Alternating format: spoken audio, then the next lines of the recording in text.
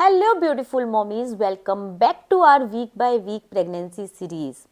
So, by now, you are in your fourth month of pregnancy, which is week 14, and I hope you might have already shared this wonderful news of your pregnancy to your loved ones and to your relatives and friend circle. So by now your main ultrasound of level 1 is already done. अब आप अगले 3-4 हफ्ते बहुत relax करने वाले हैं, आपके moods काफ़ी बेटर हो चुके हैं और आज के वीडियो में हम बात करेंगे कि किन चीज़ों का आपको इस टाइम पर अभी भी थोड़ा सा ध्यान रखने की ज़रूरत है।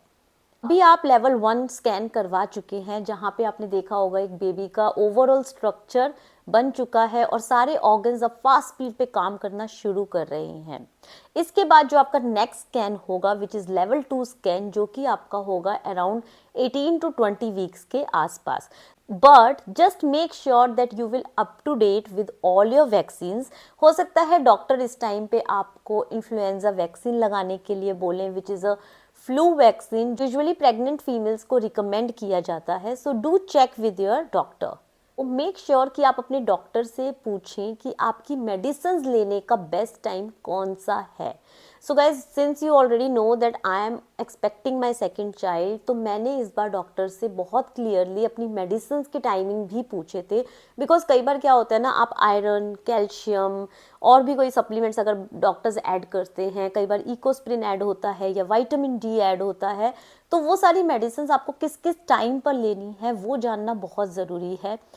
What I observe from my pregnancy journey is कि अगर मैं आयरन लेट इवनिंग लेती थी तो मुझे बहुत ज़्यादा ब्लॉटिंग इश्यूज होने लग जाते थे, रात को सोने में बहुत अनकंफर्टेबल फील होता था।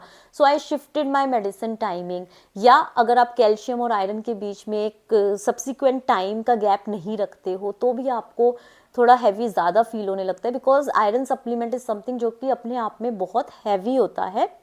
सो इसलिए अपने डॉक्टर से ज़रूर बात करें कि किस तरह से आपको अपनी मेडिसिन किस किस पर्टिकुलर टाइम पर लेनी चाहिए, which will help you also and your body to adopt with that particular supplement or medicine easily. During pregnancy आपका इम्यून काफ़ी लो होता है। It is absolutely same like a child's immune. तो ऐसे में आपको बहुत ध्यान रखना है हाइजीन का। अपने हाथ रेगुलर वॉश करते रहें।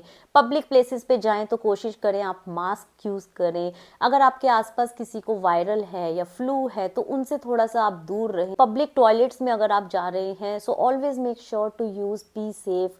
Keep some important stuff handy with you like your water bottle, your hand sanitizer.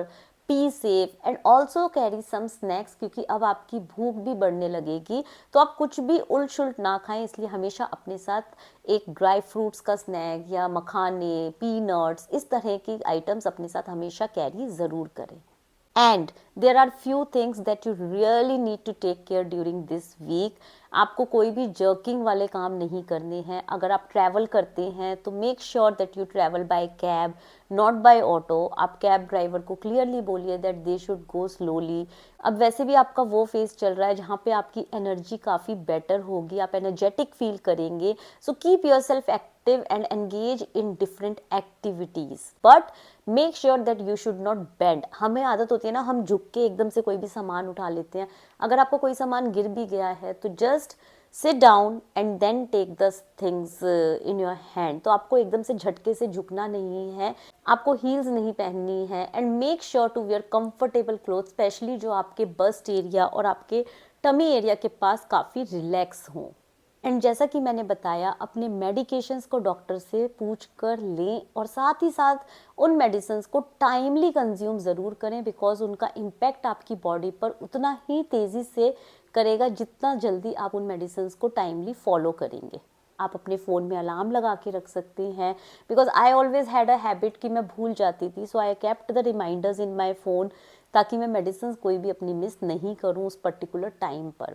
So that's how you can keep a track of your medicine, of your food, of having water sometimes.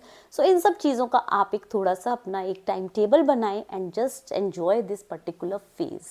सो बस इन छोटी छोटी बातों का आपको ध्यान रखना है और अपनी 14th वीक की प्रेगनेंसी को एंजॉय करना है। और आने वाले टाइम में आप चाहें तो आप एक स्टेकेशन या हॉलीडे भी प्लान कर सकते हैं अपने पार्टनर के साथ, so that you will have a wonderful time together as a couple also. फिर मिलूंगी आपसे वीक 15 में। Till then please take good care and have a wonderful time with your loved ones and with your little tiny human being in your tummy. Bye bye.